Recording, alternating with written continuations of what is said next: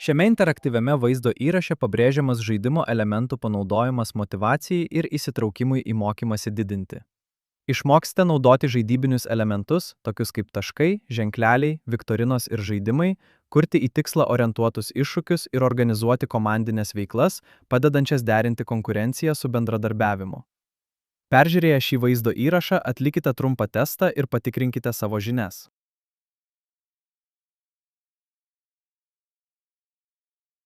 Tradicinis sveikatos švietimas dažnai nepasiekia jaunų vyrų, kurie gali teikti pirmenybę neformalioms, interaktyvioms erdvėms, o ne struktūrizuotoms paskaitoms. Žaidybinimas išnaudoja jų natūralų smalsumą ir konkurencijos dvasią, todėl mokymasis atrodo aktualus ir naudingas. Įvaldę žaidybinimą, jaunimo darbuotojai gali sukurti įtraukę motyvuojančią aplinką, kurioje jauni vyrai jaustųsi įgalinti prisimti atsakomybę už savo sveikatos kelionę.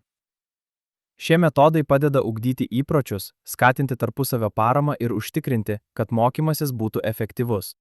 Žaidybinimo principai reiškia žaidimų elementų naudojimą, siekiant mokymasi padaryti įdomesnį ir naudingesnį. Jaunimo darbuotojams tai būdas paversti kasdienę veiklą motyvuojančią patirtimi. Pavyzdžiui, naudokite taškus, ženklelius ar iššūkius, kad paskatintumėte dalyvavimą. Paverskite įprastas užduotis naudingomis patirtimis. Pasinaudokite pasiekimais, savarankiškumu ir socialiniu ryšiu. Pridėkite lyderių lenteles ar savaitinius iššūkius, kad paskatintumėte sveiką konkurenciją. Skatinkite tarpusavio paramą per bendrus tikslus ir pažangos stebėjimą. Supratimas, kas skatina įsitraukimą, pavyzdžiui, pasiekimai, savarankiškumas ir socialinis ryšys, leidžia jaunimo darbuotojams kurti mokymosi akimirkas, kurios būtų asmeniškos ir smagios. Žaidybinės funkcijos tokios kaip taškai, ženkleliai, viktorinos ir interaktyvūs žaidimai padaro pažangą matomą, o mokymasi naudingą. Ženklelio gavimas už savaitinio sveikatingumo iššūkio įveikimą arba taškų surinkimas už kasdienius patikrinimus gali padidinti motyvaciją ir nuoseklumą.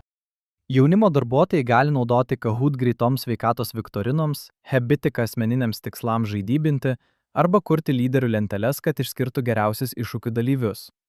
Net ir paprastos priemonės, tokios kaip pažangos juostos ar skaitmeniniai pranešimai, gali įkvėpti jaunus vyrus ir išlaikyti jų susidomėjimą.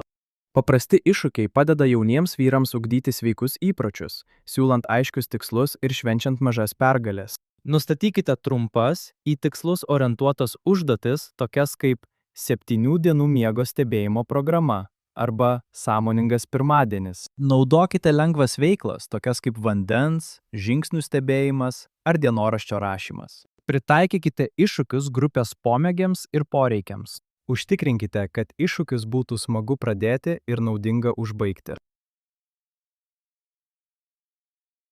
Komandiniai iššūkiai skatina bendradarbiavimą, kartu išlaikant sveikos konkurencijos energiją. Kai jauni vyrai susivienyje siekdami bendrų tikslų, pavyzdžiui, pasiekdami savaitės fizinio pasirengimo tikslą arba rašydami grupės dienoraštį, jie ugdo pasitikėjimą, atsakomybę ir tarpusavio palaikymą. Naudokite grupinės užduotis, tokias kaip fizinio pasirengimo tikslus arba bendrą dienoraščio rašymą. Organizuokite užduotis, rezultatų suvestines arba bendras misijas. Išbandykite tokius formatus kaip žingsnių iššūkis ar sveikatingumo bingo. Skatinkite dialogą ir bendrą mokymasi per komandinės pastangas. Skatinkite abipusį padrąsinimą ir priklausimo jausmą. Dabar kviečiame atlikti testą, kuriame galėsite pasitikrinti savo įgytas žinias, atsakydami į 3 klausimus. Pažymėkite teisingą atsakymą. Nepaisant to, ar pasirinkote teisingai ar neteisingai, jums bus pateiktas atsakymo paaiškinimas. Pradėkime.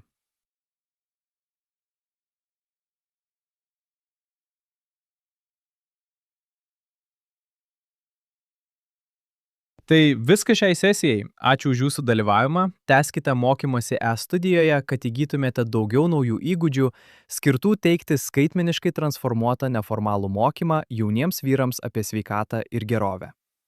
Sėkmingai baigę mokymo kursą įgysite skaitmeninį ženklelį jaunimo darbuotojas inovatyvus jaunų vyrų sveikatos ir gerovės puoselėtojas.